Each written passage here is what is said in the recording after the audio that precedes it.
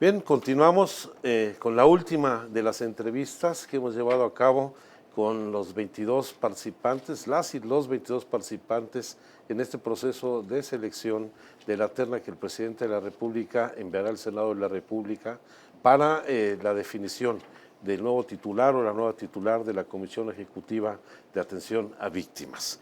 Toca el turno al licenciado Roberto Villanueva Guzmán.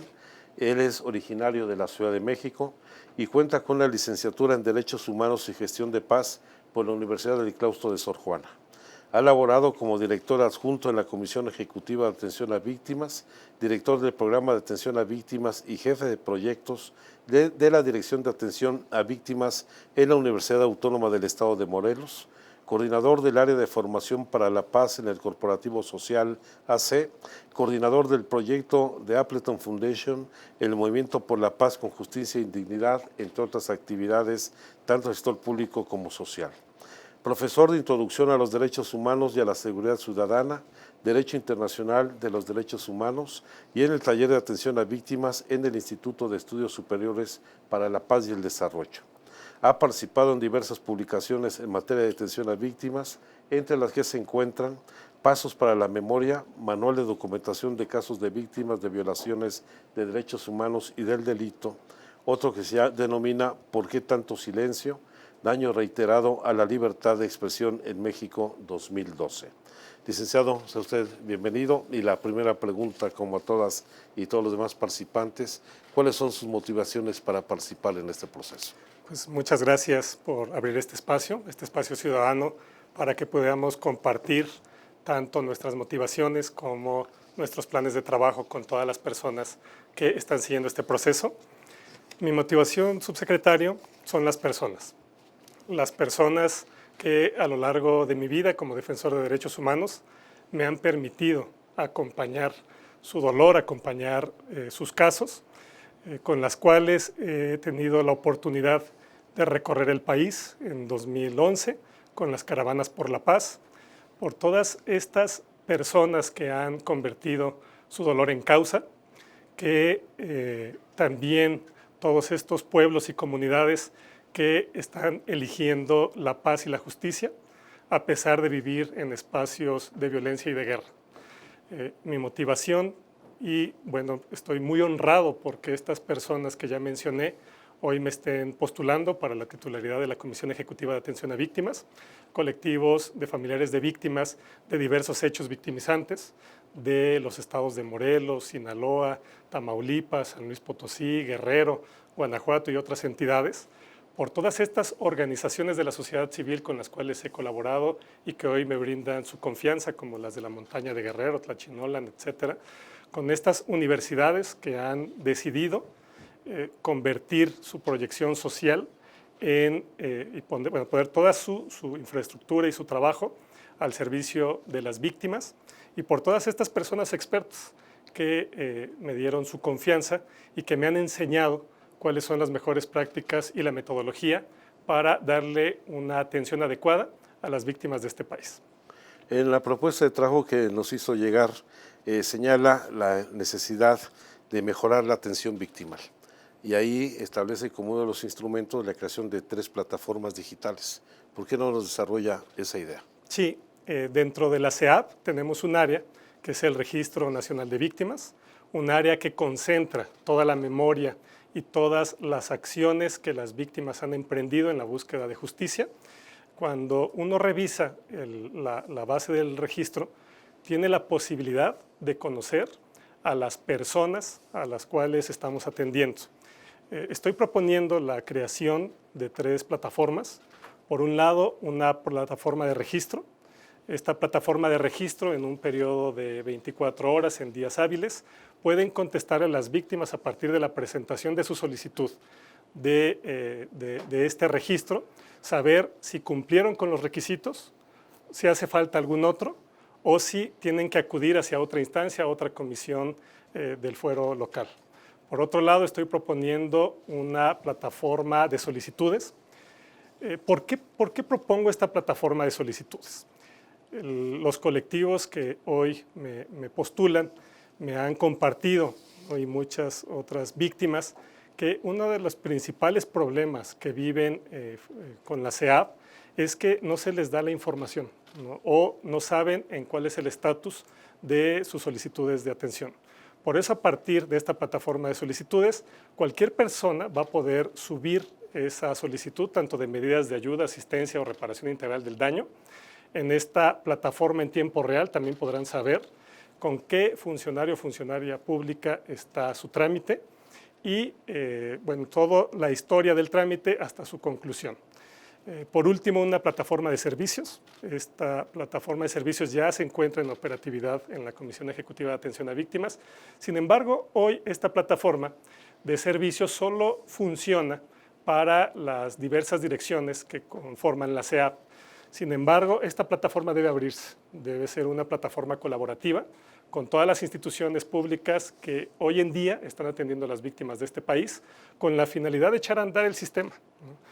De esa forma podemos tener una mayor información y precisión de cómo se está atendiendo hoy a las víctimas y también las víctimas, qué es lo que les hace falta. Una de las cosas que me llama la atención de su propuesta de trabajo, a diferencia de otros participantes que se han referido a fortalecer las áreas jurídicas de la comisión, usted plantea la posibilidad de crear lineamientos especiales para la contratación de asesores jurídicos privados. ¿En qué consiste esta propuesta? Así es, ¿Y por qué? Subsecretario.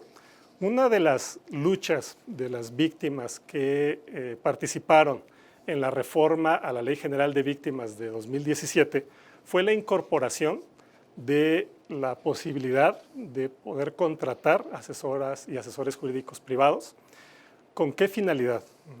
No es un tema de subrogación de los servicios, sino es tomar en realidad, o sea, tener un análisis claro de la realidad. Yo creo que durante estos días todas las personas que estamos postulándonos coincidimos que las personas que hoy realizan la asesoría jurídica victimal no son suficientes. Por ello, a partir de la creación de lineamientos transparentes, muy claros para evitar los abusos, también para que bueno, se quede con mucha claridad que las personas que pudieran ofrecer estos servicios cuenten con la calidad suficiente, ¿no? Y la calidad moral para brindar este servicio. Entonces, creo que es muy importante y eso fortalecerá mucho también la asesoría jurídica y además, bueno, con las pláticas que he tenido con diversas organizaciones sociales, ¿no? Podemos observar cómo hay ciertos casos que por su contexto es muy complicado que hoy las personas asesoras jurídicas que están laborando en la SEAP puedan darle seguimiento al caso. La otra vez platicaba, ¿no?, de un caso donde hay diversas personas vinculadas a un tema de tortura de Fuerzas Armadas. Me decía la organización civil que le era muy difícil continuar con la atención, pero que veía como muy débil la posibilidad de que la asesoría jurídica pudiera acompañar el caso. Y creo que en este tipo de casos donde además hay un contexto de incluso hasta de inseguridad, ¿no?, de que no podamos proteger a nuestras asesoras y asesores jurídicos, podemos acceder a estas organizaciones sociales, a asesores jurídicos privados y pagarles un tema de sus servicios, más que hacer un contrato por una representación de un caso, por las acciones que realizan. Pablo Romo le pregunta, ¿con qué se queda del original de la SEAP y qué innovaciones serían las fundamentales? Creo que es muy importante hacer una valoración de las áreas que hoy existen en la SEAP. Tenemos que encauzar todos nuestros esfuerzos a las áreas sustantivas de la comisión. Lo que yo estoy planteando es fortalecer 5 áreas, ¿no?, que es la Asesoría Jurídica Federal, la Dirección General de Atención Inmediata y Primer Contacto, el Registro Nacional de Víctimas, el Fondo de Ayuda, Asistencia y Reparación Integral y el Comité Interdisciplinario Evaluador. Creo que las demás áreas o direcciones generales que hoy están presentes en la SEAP se puede dirigir esos recursos y esos esfuerzos hacia las personas operativas, hacia la contratación de más personal y al fortalecimiento de estas 5 áreas. Marte Rosete le pregunta, ¿cómo atacaría la revictimización en caso de ser elegido? Creo que principalmente, y creo que el foco central de mi plan de trabajo es cómo puedo contribuir a la operación del Sistema Nacional de Atención a Víctimas. La única manera de poder dejar de revictimizar a las víctimas en este país es que la atención a víctimas sea la prioridad nacional, en donde todas las autoridades de los 3 niveles de gobierno sepan con toda certeza y que hagan todos sus esfuerzos para que se cumpla la Ley General de Víctimas, que todas y todos los funcionarios públicos que hoy estamos participando en este gobierno podamos comprometernos a atender de manera adecuada a las familias y a cualquier víctima que acuda a cualquier institución, ya sea en un sector municipal, estatal o federal. Ale Peña pregunta, ¿qué dirección va a asumir la responsabilidad de brindar la atención a las plataformas digitales que propones? Sí, la dirección general que asumiría la función es el Registro Nacional de Víctimas, quien ya administra esta tecnología, que además, a partir de este interés de postularme, he platicado con el equipo y me dicen que efectivamente es posible la creación de estas 3 plataformas. De hecho, la plataforma de servicios y la plataforma de registro ya funcionan, solo que sería importante tener como mucha claridad y fortalecer a esa área para que sea la que pueda mover, no solo a la institución de manera interna, sino también a las demás instituciones que hoy están atendiendo a las víctimas. La propia Ale Peña le pregunta, ¿recortaría alguna de las direcciones de la SEAP? Sí, ahora es muy importante mencionar que lo que recortaría serían los puestos de dirección general, ¿no?, que representan una persona. Sin embargo, las demás personas que trabajan en las áreas, veríamos cómo fortalecen a las demás o pueden llevar a cabo su labor directamente trabajando con la figura de la persona comisionada.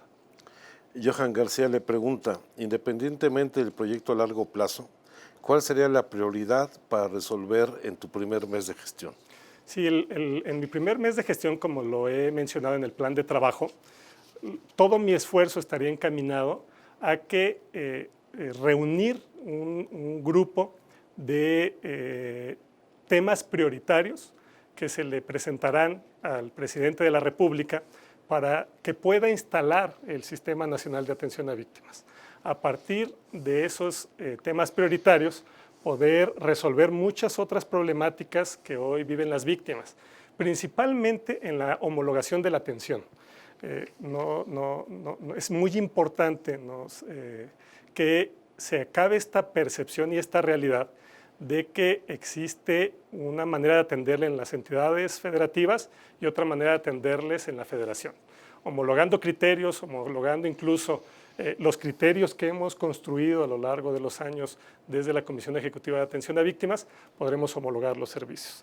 Podemos también solicitarle al presidente la publicación del reglamento de la ley, que tiene pues ya 2 años que no se ha publicado a partir de la reforma de la ley, y también otros muchos temas que deben ser discutidos desde todas las autoridades de este país. Daniel Santamaría pregunta, ¿cuál es su plan de atención y reparación a víctimas colectivas? Sí, mira, el plan de reparación a víctimas colectivas deben de ser medidas complementarias a las reparaciones individuales. Como ya lo mencioné, tenemos que hacer de la atención a víctimas la prioridad nacional y por tanto estas reparaciones colectivas no solo deben de partir desde la SEAB o desde la Federación, sino tenemos que incorporar tanto a los municipios como a los estados, como a la Federación, incluso a las organizaciones de la sociedad civil y los colectivos de familiares de víctimas que se han estado formando. Solo así podremos hacer un adecuado seguimiento en temas de reparaciones colectivas. Pongamos un ejemplo concreto de los que nos han solicitado los colectivos. ¿Cómo será un modelo de reparación colectiva en el caso de Allende, Coahuila? En el caso de Allende, Coahuila, ha habido pasos de medidas de reparación integral que tienen que ver con la satisfacción, con construcción de memoriales, con construcción de verdad a partir de investigaciones. Sin embargo, todavía falta muchos pasos que tenemos que dar en el tema de la justicia, ¿no?, que tiene que ser una justicia restaurativa y esta justicia que pueda no solo atender a las personas concretas que fueron víctimas, sino a toda la comunidad, ¿no? Debemos de reconstruir el tejido social en Allende, tenemos que reconstruir el tejido social en todas aquellas zonas donde los zetas estuvieron destruyendo el territorio, acabando con la democracia, con los gobiernos representativos, y pues bueno, serán muchos pasos a dar entre el municipio o los municipios que mencionamos o que estuvieron siendo agredidos por este grupo criminal a partir del Estado y a partir de acciones desde la Federación. En el otro extremo, ¿cómo atender una reparación en el caso de Tlatlaya? Yo creo que lo principal en el tema de reparación es que las resoluciones de reparación deben ser lo que las víctimas esperan. Lamentablemente, muchas veces las resoluciones que ha emitido la Comisión Ejecutiva de Atención a Víctimas no fue lo que la víctima esperaba, ¿no? En el caso de Tlatlaya y en cualquier otro caso, debemos lograr la colaboración con las víctimas, preguntarles a ellas con mucha claridad, con mucho respeto, con mucha dignidad y resguardo de información por ciertos datos que pudieran compartirnos, pero debe ser un trabajo colaborativo. A partir de ese trabajo colaborativo, sacar tanto el tema de la reparación individualizada y también un tema colectivo que tiene que ver con medidas de satisfacción y medidas de no repetición. De tu experiencia en la CEAP, ahí incluso como director general adjunto, ¿cuál fue la parte más difícil que enfrentaste? ¿Cuáles son las cosas que no pudiste hacer y que están establecidas en la ley? Creo que lo que ha dejado a deber absolutamente la CEAP a las víctimas de este país es esa posibilidad de habilitar la coordinación entre las autoridades. Hoy la CEAP es una institución aislada. La CEAP debe ser una institución en la cual sea una institución abierta a las instituciones, incluso hasta en la toma de decisiones, y que también la CEAP pueda acudir a las demás instituciones y participar en la toma de decisiones de la creación de las políticas públicas de esas instituciones en lo referente a la ayuda, asistencia y reparación integral a las víctimas. Dos preguntas más, una de Nay Ro. Pregunta, ¿de qué manera se asegurará que ciertas organizaciones bajen fondos gubernamentales con la fabricación de víctimas y casos mediáticos? Han dicho que se asegurará que no suceda esto. Sí, creo que podemos regresar a la discusión de que la calidad de la atención debe ser pareja. No debemos privilegiar a ciertos grupos, pero sí debemos de atender de manera diferenciada a partir de las circunstancias estos casos. Además de que, bueno, es muy importante mencionar que como tal la CEAP no hace investigación o inclusive la mayoría de las veces no es quien proporciona calidades de víctima, sino más bien ahí es un tema que tenemos que hablar, discutir, dialogar con la Fiscalía General de la República, con la Comisión Nacional de los Derechos Humanos y con las comisiones locales, tanto de atención a víctimas como con las comisiones de defensa de los derechos humanos. Ligado con este tema, Celia Súa pregunta, ¿qué opinión le merece que se otorguen medidas de asistencia y atención a víctimas que implican ejercicio del FARE sin cumplir con lo establecido en la Ley General de Víctimas? Bueno, estamos aquí suponiendo, ¿no?, un caso. Yo no conozco ningún caso de alguna persona que haya recibido algún recurso sin que lo necesite. Eso quiero ser muy claro. Creo que hay diversos controles, ¿no?, que tiene que ver con los propios requisitos que marca la ley, además de los requisitos de nuestros lineamientos, bueno, nuestras reglas de operación para acceder a los recursos del FARI. Entonces, como tal, yo creo que ese tipo de casos no suceden. Las víctimas, lamentablemente, y hay que decirlo, son en su mayoría personas muy desfavorecidas, ¿no?, en todos aspectos, que además los hechos victimizantes han causado que no solo en el tema social, familiar, en temas de salud, hayan sido afectados, sino también en su economía y en su proyecto de vida. Entonces, no conozco en realidad algún caso como ese, pero pues siempre podemos ir mejorando los controles. Finalmente, ¿cuál sería el sello distintivo que usted imprimiría en caso de estar al frente de la Comisión Ejecutiva? Mi sello personal sería la colaboración, serían los diálogos con los colectivos, como hasta el día de hoy lo he hecho.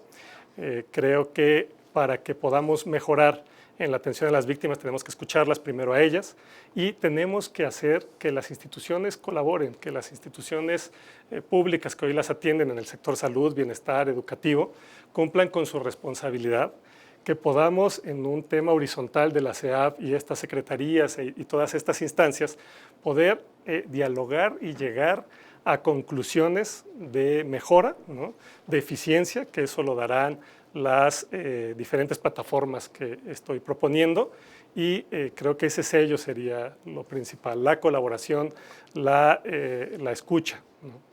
Pues, licenciado Gerardo, Roberto Villanueva, le agradecemos mucho su participación, la decisión de haber participado en todo este proceso y en los próximos días daremos a conocer los resultados. Ya prácticamente con esta, la última de las 22 entrevistas a todas y todos los participantes por la titularidad de la Comisión Ejecutiva Atención a las Víctimas, termina el proceso de presentación de los proyectos, las propuestas, todo lo que es el debate que se ha suscitado con la participación de las organizaciones de la sociedad civil, de los colectivos, de las personas que nos siguieron a través de las redes sociales y esperemos continuar con este proceso de transparencia, totalmente abierta la discusión en procesos de selección del titular de una comisión fundamental para garantizar el derecho de las víctimas a la verdad, a la justicia, a la reparación integral del daño, a la garantía de no repetición y esperemos que pues la propuesta que presente el presidente de la República, el Senado de la República, sea también objeto de una amplia discusión para que continuemos con este proceso de ir garantizando que quien queda al frente de esa institución del Estado mexicano esté a la altura del enorme reto de garantizar justicia a las víctimas en nuestro país. Muchas gracias a todos que nos han seguido en este proceso y estaremos dando cuenta del desenlace final de la selección que está llevando adelante. Muchas gracias y muchas gracias, Roberto, por saludarte. Te va muy bien.